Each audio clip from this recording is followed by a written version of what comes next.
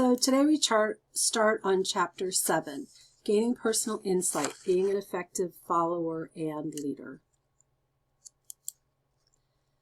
Again, I encourage you guys to follow along with this supplement to your PowerPoint, as well as follow along with your book that has great figures, tables, guides, literature reviews that can really help you understand the content within these chapters. I'll let you guys read your learning outcomes. We'll talk about the roles of leading and following in any position so that quality health care is rendered. Patients are meeting the outcomes that we want them to meet, and it's done with our assistance, being a leader and a follower. Leadership begins with being an effective follower. Talk about that. And one person may hold a title that combines a position of ultimate authority, yet each person has the potential to step forward and lead. Differences between leading and following. The assumption is that people in formal leadership roles exert influence over others and that they are in charge. And that's true to some degree. But a leader within this context gives direction to those who are perceived to be subordinate or reliant on you, so this implies the follower is reliant on the leader. But isn't the leader just as reliant on the follower? Without followers, there are no leaders. A nursing leader performs the act of releasing control to create an active learning and engaging environment. It allows the leaders to share accountability for decision making with other people within their supervisions, also known as followers. Effective followers need leaders who foster professional growth. In return, effective followers can influence the leader by using intelligent, experience-driven suggestions to solutions about patient care. Modern healthcare today, the relationship between leaders and followers is a true partnership built on trust and accountability. Communication opens up the engagement, increases the trust, and increases the influence to and from both leaders and followers within the relationship. The core of being a leader. We want others to be civil, so we must be civil to others. We need to model the way that we want to be treated by treating other people that way. Inspire a shared vision is an expectation of a formal leader. Yet effective followers contribute to this by taking such actions as translating a big picture vision to the practicalities faced by team members. The nursing manager might say, "Oh, we want to do this, it'll be great." And the team members say, "Well, that could be great, but here are some barriers to that. Can we still work toward this shared vision using these other resources that we have?" Challenge the process. Members of a team, any of whom may exhibit leadership, have the obligation to challenge the process. By asking questions, clarify how something is possible across a wide range of situations.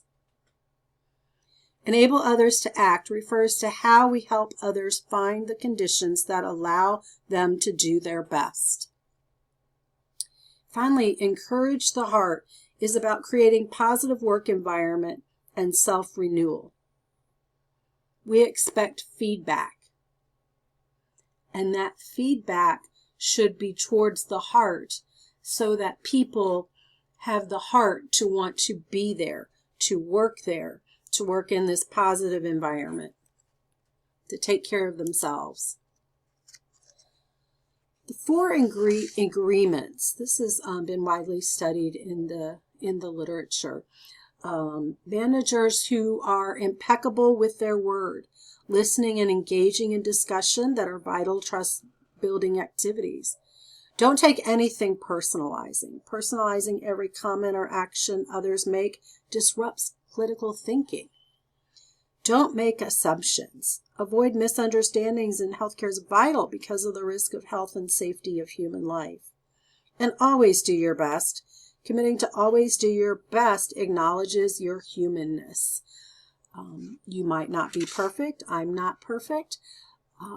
But if we're doing our best, then that's the best we can do. Gaining insight into self. Becoming a leader comes from knowing and understanding your authentic self. Reflection involves exploring the thoughts you've had about your experiences, actions, reactions. It's an active process, and it's used to strengthen your personal growth.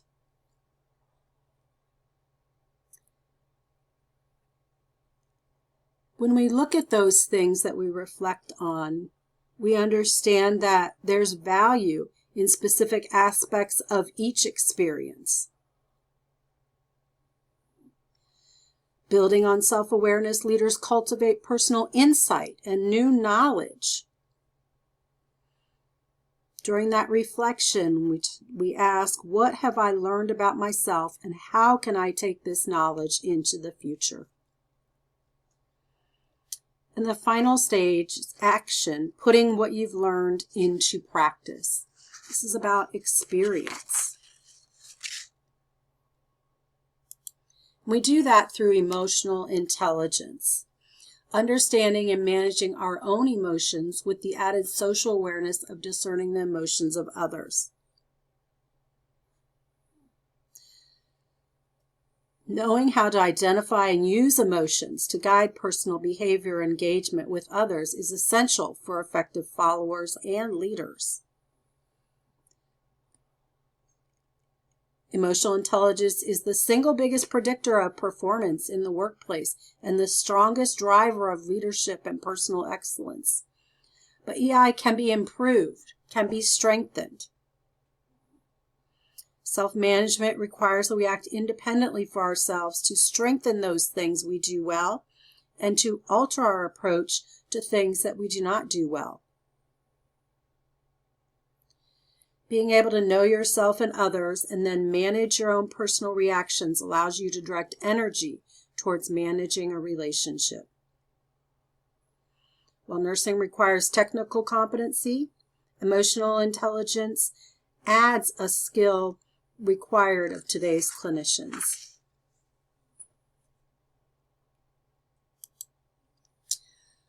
Moral courage. There's a question on a lot of clinical paperwork that says, or on your evaluation that says, did you stand up and say something about something you perceived as incorrect, not proper, unprofessional?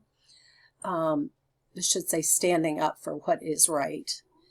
This is a really hard concept. Nurses often don't speak up due to fear of retaliation, the professional hierarchy, and a perceived lack of psychological safety.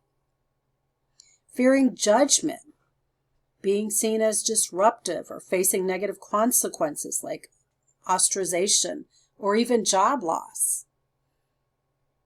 Especially in cultures where authority is rigid or communication is discouraged, compounded by heavy workloads and lack of clear reporting structures. But we do have a responsibility to stand up for what is right.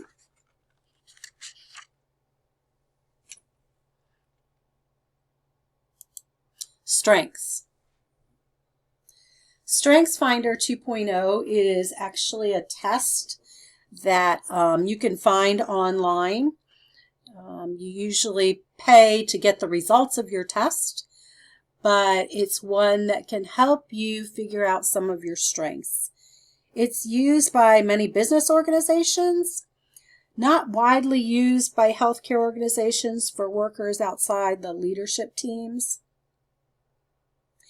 And it's good to do for yourself to help you find the strengths you did not even know you had and confirm those that you do have.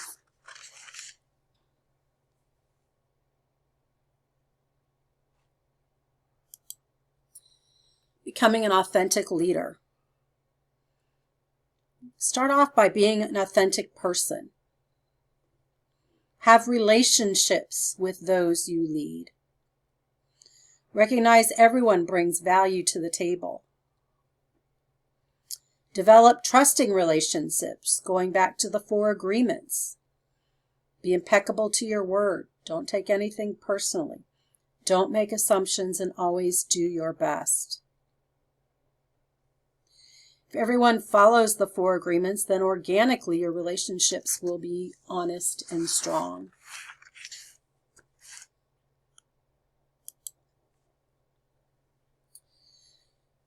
The quintuple aim. Nurses in leader or as a leader or an effective follower roles are expected to fulfill the expectation of the quintuple aim.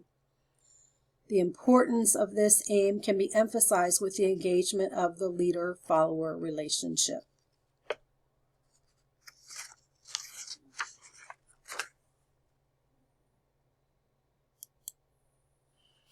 So in conclusion, this talks about being complacent is not an issue, whether you are a leader or a follower.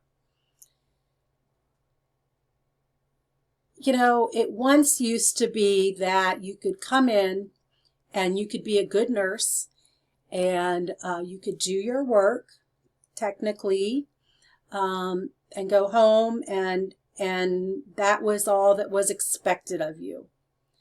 But that time is no more. The expectation is that you work collaboratively with your leaders, with your managers, with your organization, to make things better. Things can always be improved. It's the expectation of followers and leaders to bring forth suggestions in order to make that happen. Seeking new insights, using established tools, and wanting to do one's best and what is right are lifelong habits that allow each of us to develop to our full potential.